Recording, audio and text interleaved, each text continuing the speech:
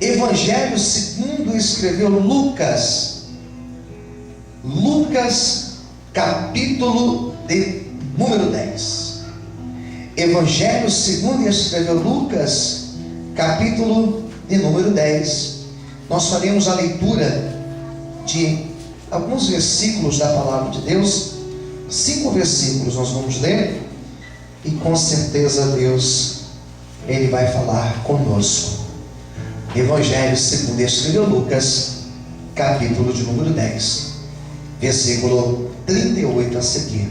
Os que encontraram, digam amém. Vamos ler. Aconteceu que, indo eles de caminho, entrou numa aldeia, e certa mulher, por nome de Marta, o recebeu em sua casa. E tinha esta uma irmã chamada Maria, a qual, assentando-se também aos pés de Jesus, ouvia a sua palavra. O que ela fazia? Ela ouvia a sua... Está fraco? Ela ouvia a sua palavra. Marta, porém, andava distraída em muitos serviços, e aproximando-se, disse: Senhor, não te importas que a minha irmã me deixe servir só? Dize-lhe, pois, que me ajude. E respondendo Jesus, disse-lhe: Marta, Marta, estás ansiosa e afadigada com muitas coisas, mas uma só é necessária. E Maria escolheu a boa parte, a qual não lhe será tirada. Podemos orar, queridos? Feche os teus olhos.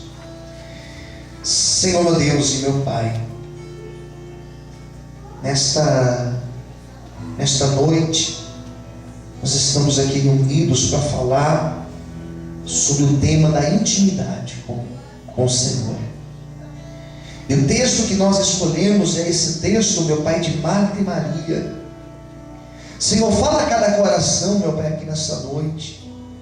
Não nos deixe ser roubados pela ministração da palavra, da ministração desta palavra, mas que o Teu Espírito Santo venha encontrar espaço para habitar e falar em cada coração, Senhor. É o que eu te peço e te agradeço nessa noite, em nome de Jesus. Toda a igreja diga amém. Você pode desocupar a sua mão e aplaudir o Senhor bem forte, com bastante alegria. Amém, queridos? Esse texto, nós temos Jesus e duas mulheres como personagens principais, como personagens centrais do ensinamento de Cristo. Nós temos Jesus e nós temos duas irmãs, Marta e Maria. Marta e Maria. E a Bíblia vai dizer sobre esse texto, interessante que essa passagem, somente Lucas relatou ela. Os outros evangelhos não têm esse texto. O interessante dessa palavra, que Jesus, ele passava por aquele lugar. Ele passava por aquela aldeia, acredito eu que era uma aldeia por nome de Betânia. E ele passava por aquele lugar, ele com seus discípulos. E diz a Bíblia que teve uma mulher que ela abriu a porta da sua casa e ela convidou para que Jesus entrasse na sua casa. Primeira coisa que eu entendo nesse texto é que Jesus só entra onde ele é convidado. Ele só entra na casa que ele é convidado. Ele só entra na vida daquele que abre a porta da sua vida e fala: Senhor, entra na minha vida. Jesus Jesus não invadiu a casa delas. Jesus não pulou a janela. Ele entrou porque ele foi convidado. E o interessante é que quando eu leio esse texto, pensando na perspectiva de Jesus como Deus, como Senhor de todas as coisas, eu vejo nesse texto, olhe para cá, eu vejo nesse texto a imagem de um Deus que entra na nossa casa. Deus que entra na nossa casa. Ele é um Deus amigo. Ele é um Deus que sabe o que acontece na minha casa. Ele sabe o que tem na minha casa. Ele sabe dos problemas que eu tenho na minha casa. Ele sabe daquilo que falta na minha casa. Ele sabe da situação que existe na minha casa. E mesmo assim, Ele entra na minha casa. Ele sabe dos meus defeitos. Ele sabe das minhas preocupações. Ele sabe se minha casa está arrumada ou se minha casa está bagunçada. Ele sabe se a louça da minha casa está limpa ou se está suja. Ele sabe se a cama na minha casa está arrumada ou está bagunçada. Ele sabe o que tem acontecido na minha casa. Se a minha casa tem sido lugar de paz ou se a minha casa tem sido lugar de confusão, lugar de brigas. Ele, quando foi convidado para entrar nessa casa, ele não perguntou: a sua casa está arrumada? Quando ele foi convidado para entrar nessa casa, ele não perguntou: mas a sua casa está limpa? Quando ele foi convidado para entrar nessa casa, ele não perguntou: as coisas na tua casa estão em ordem ou elas estão bagunçadas? Sabe o que eu posso interpretar nesse texto? Eu interpreto da seguinte maneira: no dia que eu levanto a minha mão e falo: Senhor, entra na minha casa. No dia que eu abro meu coração e falo: Senhor, entra na minha vida. Ele não vai perguntar: a tua vida está arrumada ou ela está bagunçada? O teu coração está limpo ou o teu coração está sujo? As coisas estão organizadas ou elas estão todas reviradas na tua vida? Independente do jeito que tiver a tua casa, Jesus vai entrar. E se Ele entrar, Ele vai entrar para fazer uma grande obra. Quem crê nesse Jesus, levanta a mão, glorifique e aplauda o nome dele nessa noite. Primeira coisa, convide Jesus para entrar na tua casa. Convide Ele para entrar na tua casa. Pastor, mas eu tenho vergonha de chamar alguém para ir na minha casa. Lá na minha casa o sofá está rasgado. Lá na minha casa a mesa está quebrada. Lá na minha casa a cama está apoiada com uma lata de tinta. Lá na minha casa as paredes estão feias. Lá na minha casa a pia está bagunçada. Não importa. Eu já vi algumas pessoas dizendo: bom, eu não vou para a igreja porque eu estou tão atrapalhado que eu acho melhor não ir para a igreja. Eu vou tentar consertar minha vida e depois eu vou buscar a Deus. Se estando na presença do Senhor você não consegue consertar a sua vida, pior ainda é estando longe da presença de Deus. Minha vida está tão bagunçada que hoje eu não quero nem ir para a igreja buscar o Senhor, eu prefiro ficar aqui. Você sabia que é nessa hora que você deve buscar mais o Senhor? Você sabia que é nessa hora que você tem que tirar força de onde não tem força, para você buscar Deus e permitir que Ele entre na tua casa, que Ele entre na tua vida. Eu venho nessa noite trazer uma palavra de Deus para você, que entrou aqui achando que a tua casa está revirada, achando que a tua vida, parece que a tua vida virou com as pernas para cima, parece que os teus projetos viraram para cima. Eu quero nessa noite dizer para você que Jesus, Ele vai entrar na tua casa hoje, do mesmo jeito que Ele entrou na casa de Zaqueu, e Ele falou: hoje veio a salvação para esta casa. Eu quero nessa noite profetizar. Você consegue levantar sua mão para o céu? Feche os olhos só por um minuto. Eu quero nessa noite profetizar que Ele vai entrar na tua casa, que Ele vai entrar na tua vida, Ele vai entrar no teu casamento, Ele vai entrar na tua vida financeira, Ele vai entrar na vida dos teus filhos, Ele vai entrar na vida sentimental, Ele vai entrar na casa do teu coração. E pode ter a certeza que aquilo que está virado para cima, Ele vai consertar, porque Ele tem uma obra a cumprir na tua vida e na tua história. Quantos podem exaltar e aplaudir o nome de Deus nessa noite? Aleluia! Mais forte as palmas para o Senhor, aleluia. Você pode dar glória a Deus? Amém, queridos? Uma das imagens que eu mais gosto de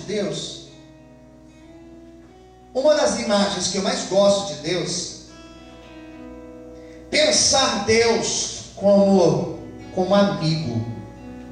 Você sabe que na evolução da história se pensaram Deus de várias maneiras, você sabe disso, né? Recentemente surgiu um livro aí que você já deve ter lido ou já deve ter ouvido falar. Ouviu falar de um livro chamado A Cabana? Quem já ouviu falar desse livro? Levanta a mão assim. Quem já leu esse livro? Levanta a mão. Alguém já leu esse livro? Eu já li esse livro. E nesse livro, A Cabana, a imagem de Deus é uma imagem de uma mulher, uma mãezona. Interessante. Pensar Deus na perspectiva de mãe, que geralmente pensamos Deus na perspectiva de pai. Pensamos Deus na perspectiva de Senhor. Pensamos Deus na perspectiva de Criador. Mas esse texto mostra Deus entrando em casa. Um Deus amigo. Um Deus que é amigo, que me entende, que entende você, que entende o que acontece dentro da casa do teu coração. Quem entendeu, diga amém. Amém. Às vezes nós passamos por fases na vida, já deve ter passado por isso. As pessoas elas chegam para você e falam, mas eu não te entendo. Não tem problema você não me entender, o problema é se Deus não me entender. Só que Deus me entende. Eu não entendo porque você fez isso, eu não entendo porque você pensa assim, eu não entendo porque você... Mas é lógico que você não me entende. Nem eu me entendo, quanto mais alguém me entender. Quero ver ele me entender. Mas o Senhor, Ele é um Deus que entra na casa e Ele entende o que acontece conosco. Ele entende o que acontece com você. Ele sabe o que está acontecendo lá na tua casa. E nós não chamamos qualquer um para ir na nossa casa. Pergunte para a pessoa que está ao seu lado: você chama qualquer um para ir na tua casa? Pergunte para essa pessoa. Você chama qualquer um para ir na tua casa? Não. Geralmente nós chamamos para ir na nossa casa quem nós temos um mínimo de intimidade. E tem pessoas que só vai chamar se tiver muita intimidade com essa pessoa. Quando essas duas chamaram Jesus para entrar na casa, quando Marta e Maria chamaram Jesus, elas estavam dizendo: Senhor, eu quero ter uma intimidade maior contigo, então entra na minha casa. Quem entendeu, diga amém. Porque ela poderia lá no portão atender Jesus. Elas poderiam lá no portão levar um pouco de água e falar: beba desta água. Mas elas disseram: Senhor, nós queremos ter mais intimidade contigo, ou seja, entra na minha casa. Sabe que nessa noite Deus está dizendo para mim e para você: eu quero ter mais intimidade contigo. Eu não quero que você me sirva à distância. Eu não quero ficar no portão do lado de fora da tua casa. Eu quero entrar na tua casa. Eu quero ceiar contigo. Eu quero entrar na tua vida. Eu quero te ajudar a resolver os problemas que você tem hoje. Por isso, abre a porta e deixa Jesus entrar na tua vida. Você pode levantar a mão, aplaudir e exaltar o Senhor bem forte. Aleluia! Mais aplausos para Jesus. Queridos, o texto vai falar, aqui vai surgir uma situação. Eram duas irmãs.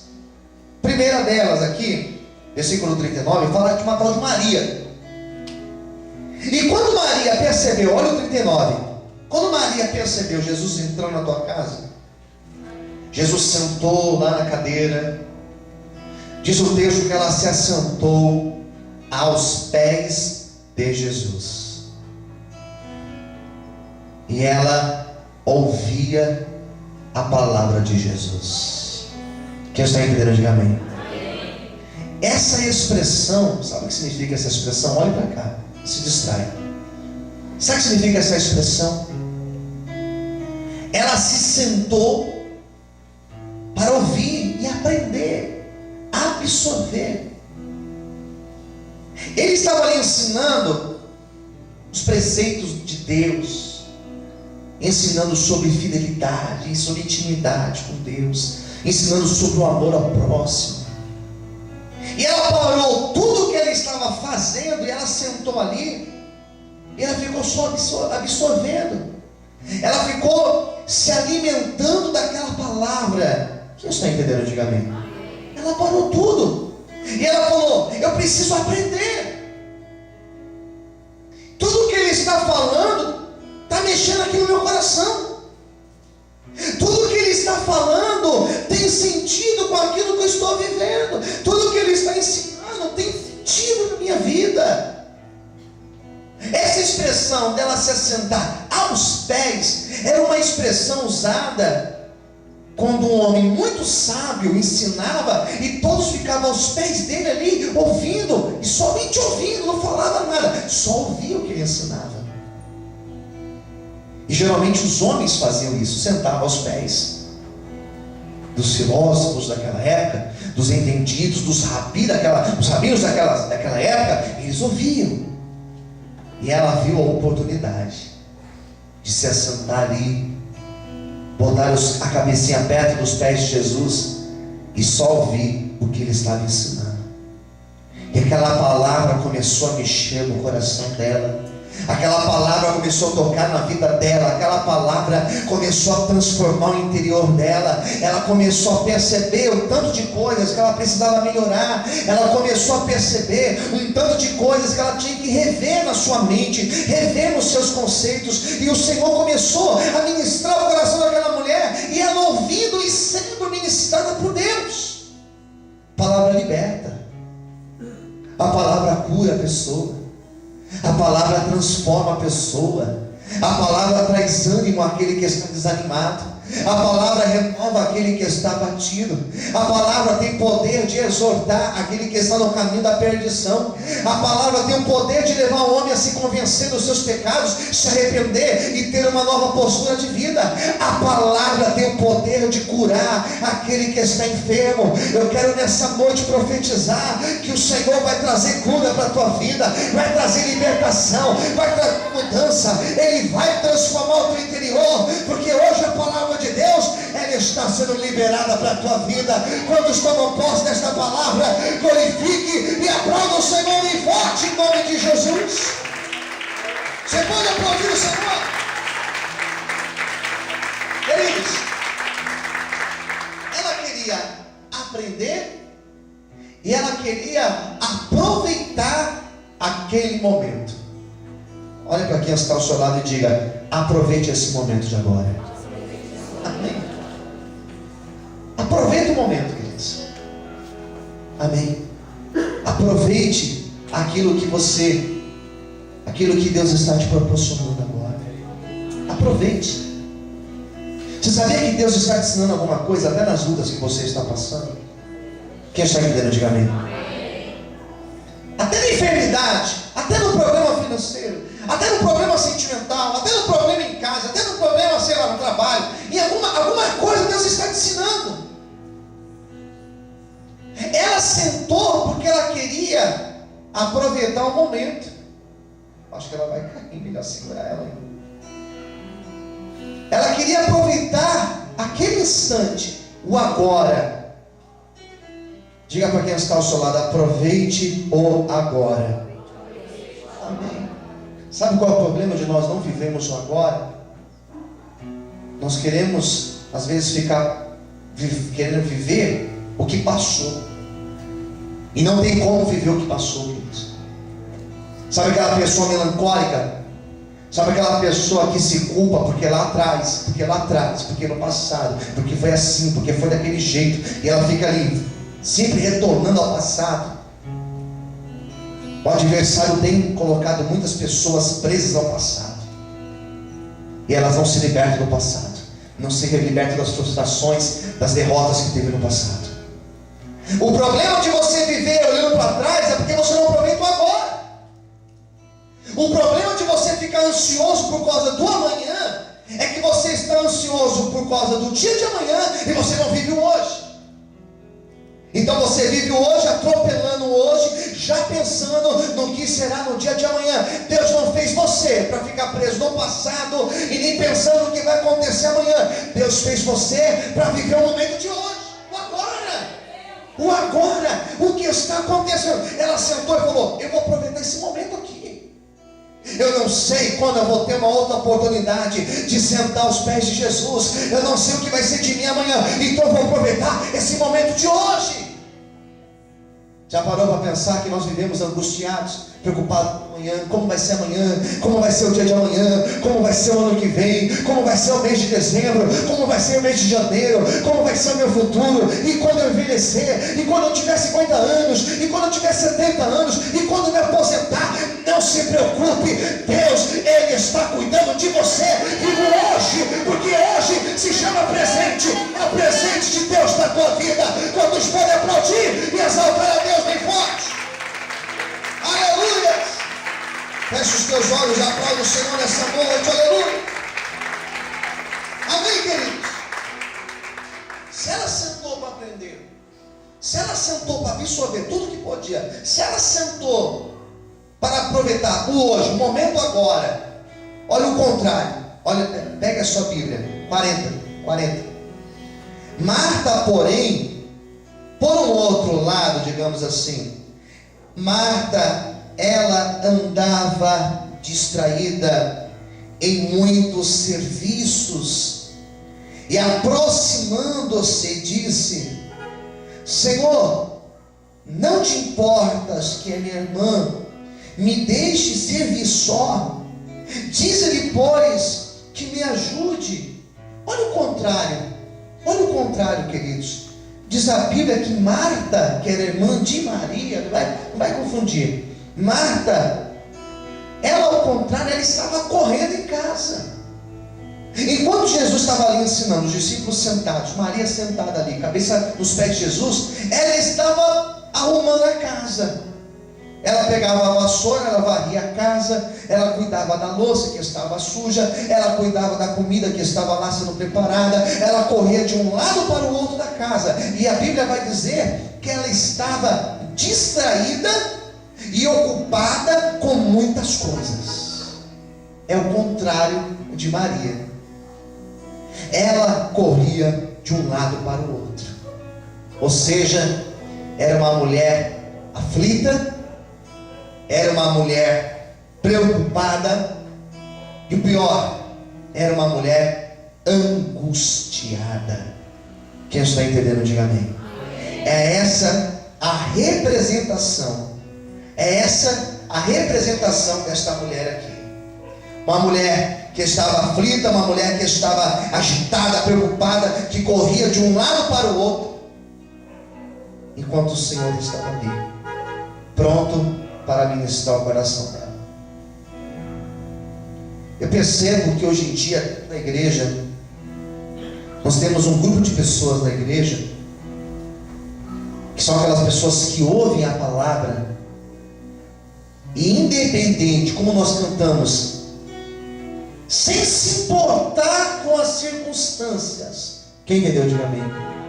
Independente das circunstâncias. O que significa isso? Independente dos meus problemas, das minhas dores, das minhas dificuldades, eu ouço a palavra e eu sei que o melhor ainda está por vir. Eu sei que Deus vai me ajudar. Eu sei que a provisão de Deus está vindo para a minha vida. Eu sei que o Senhor vai agir. Quem entendeu, diga amém. É isso. Por um outro lado, tem pessoas que elas estão ouvindo a mesma palavra, mas elas estão tão agitadas, o coração está tão aflito, são tantas preocupações, que essa palavra a pessoa ouve, mas ela não consegue absorver a palavra, porque ela está angustiada. A preocupação leva a pessoa a viver angústia. E o que é angústia?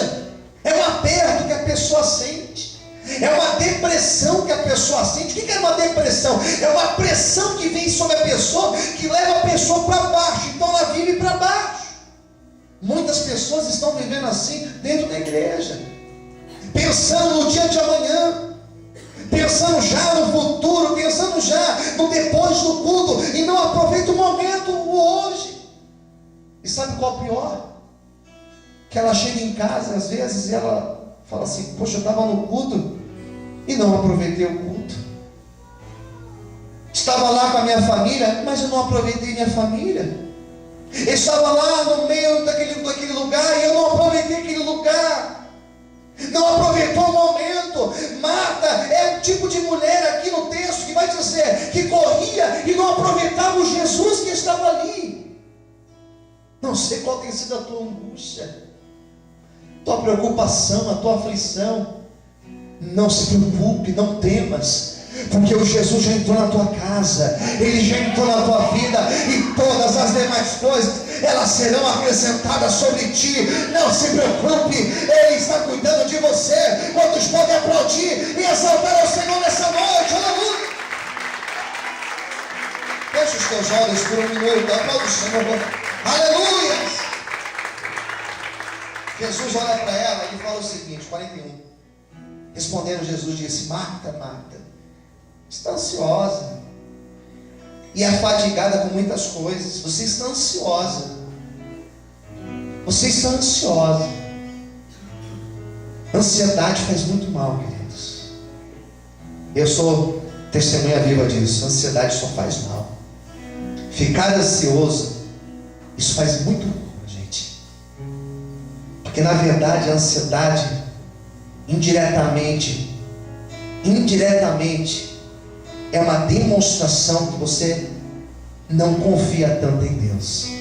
Porque se eu confio no Senhor, eu deito e descanso, porque eu sei que quando eu acordar, a provisão estará na minha vida, no meu lado, amém? A ansiedade nada mais é do que um reflexo. Eu estou dizendo, em outras palavras, eu não creio na promessa de Deus, porque eu estou ansioso, eu estou achando que Deus não está me vendo, eu estou achando que Deus não vai fazer. Mas se verdadeiramente eu creio, eu vou deitar, eu vou descansar, e eu sei que quando eu levantar pela manhã, ou Deus vai mandar o corvo com alimento, ou Deus vai abrir o céu, vai mandar o maná, ou Deus vai trazer um anjo para colocar uma mesa no meu deserto perante os meus inimigos. Por isso nessa noite Deus está te dizendo: levanta as suas mãos para o céu. Nessa noite o Espírito Santo manda dizer para você: não fique ansioso, Ele vai trazer a provisão que você precisa. Quantos querem isso? Quantos acreditam nesta palavra? Adore e exalte ao Senhor em nome de Jesus. Feche os teus olhos, glorifica a Deus.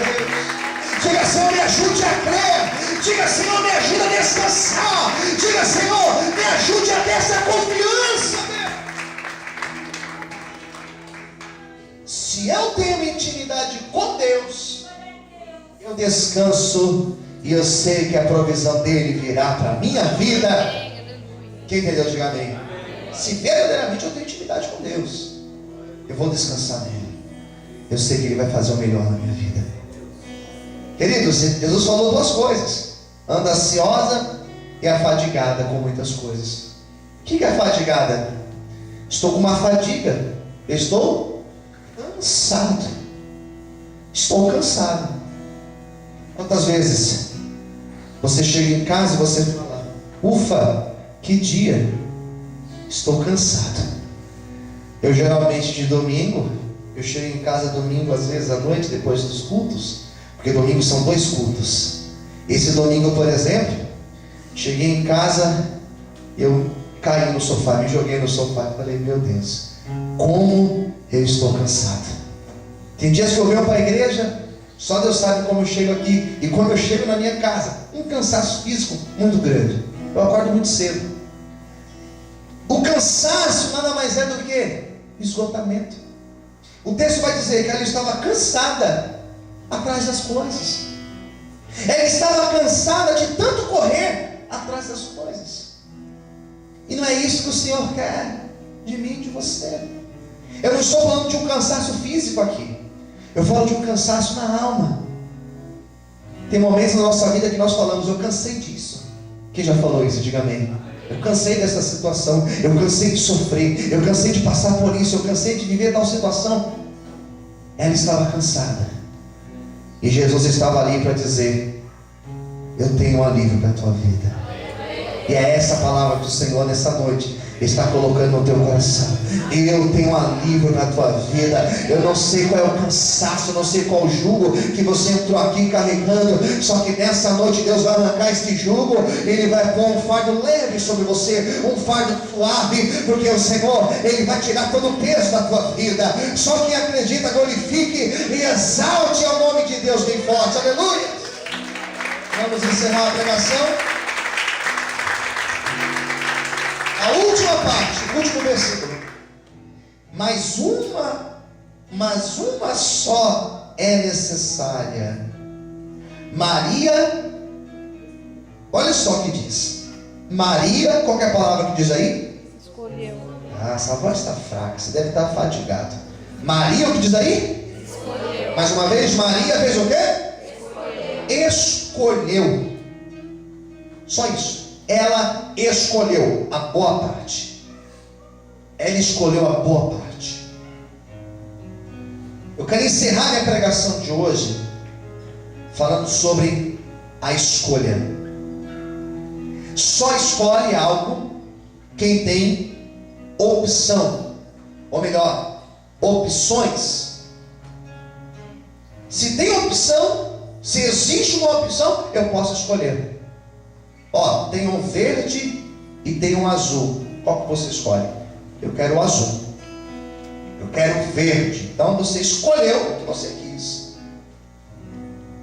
Se nós estamos falando de escolha, nós estamos falando de opção ou opções.